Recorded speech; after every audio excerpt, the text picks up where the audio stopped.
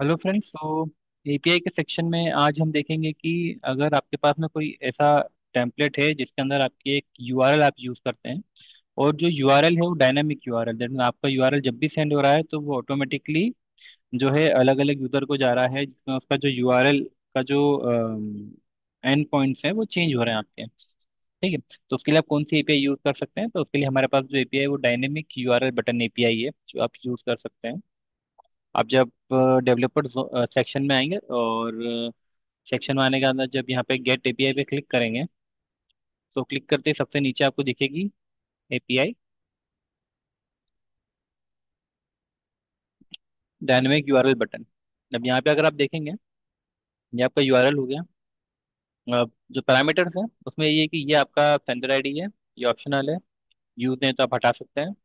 Then और नीचे अगर आप आएंगे यहाँ पे, तो ये टू सेक्शन है, यहाँ पे वही आपका रिक्वायर्ड मोबाइल नंबर आएगा। फाइन। एंड ये सेंडर आईडी वाला सेक्शन है जहाँ पे आपका जो नंबर अटैच्ड होगा वो आएगा। और नीचे चलेंगे तो यहाँ पे टेम्पलेट का नेम आएगा, यहाँ पे टेम्पलेट का लैंग्वेज आएगा जो भी रहेगा।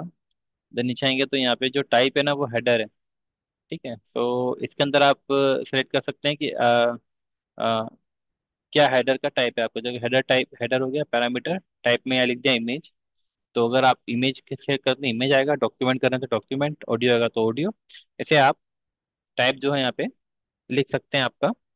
ये अदर यहाँ पे तो अदर जो आपकी एपीआई उसमें से देख के भी आप चाहें तो कॉपी पेस्ट कर सकते हैं क्या टाइप उसमें आएगा। नेक्स्ट यहाँ पे मीडिया लिंक है, तो यहाँ पे मीडिया लिंक आएगा एज इट इज, जो कि ग्लोबली एक्सेस होना चाहिए। तो उसके बाद में जो अगला जो पार्ट है वो टाइप बॉडी में आएगा। तो बॉडी में जो है ये आपका बॉडी का जो जितने भी वेरिएबल आप लेंगे बॉडी में वो आएंगे। लाइक एग्जांपल के लिए अगर आपके किसी टेम्पलेट में 4 वेरिएबल हैं तो ये आप 4 टाइम उसको इंक्रीज कर सकते हैं। ठीक है। और नीचे अगर आप जाएंगे तो यहाँ पे आपका बटन हो गया, बटन यूआरएल पैरामीटर। अब ये है आपका डायनेमिक वाला पार्ट है। ठीक है। तो डायनेमिक वाले पार्ट में क्या होगा कि अगर सपोज आपकी कोई एक यूआरएल है abc.com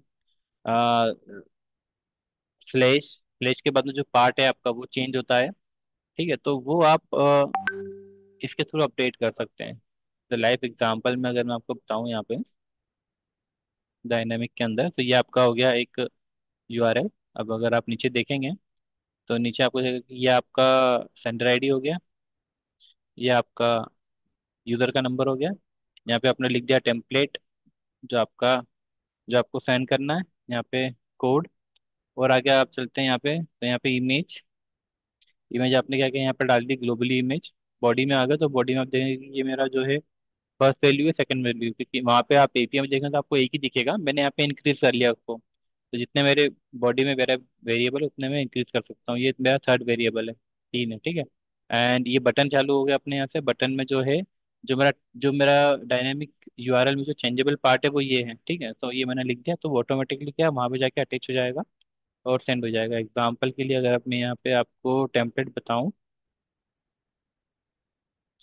तो टेम्पलेट जो है मेरा ये है, जिसके अंदर मेरे पास में क्या है, एक अटैचमेंट है और 3 जो है मेरे पास में 1 2 3 पैरामीटर है, बॉडी पैरामीटर। और ये मेरा एक यूआरएल है, यहाँ से यहाँ तक मेरा पार्ट जो है स्टैटिक है। और यहाँ से मेरा जो है वेरिएबल वाला पार्ट चालू होता है। तो वही जो वेरिएबल वाला जो मेरा पार्ट है वो मैंने यहाँ पे देके रखा हुआ है। अब इसको देंगे तो यहाँ से अटैच होके वो आगे सेंड हो जाएगा। ठीक है। सो आई होप आपको क्लियर हुआ होगा कि कैसे आप डायनेमिक वाली जो है एपीआई उसका आप यूज कर सकते हैं। So thank you for watching video.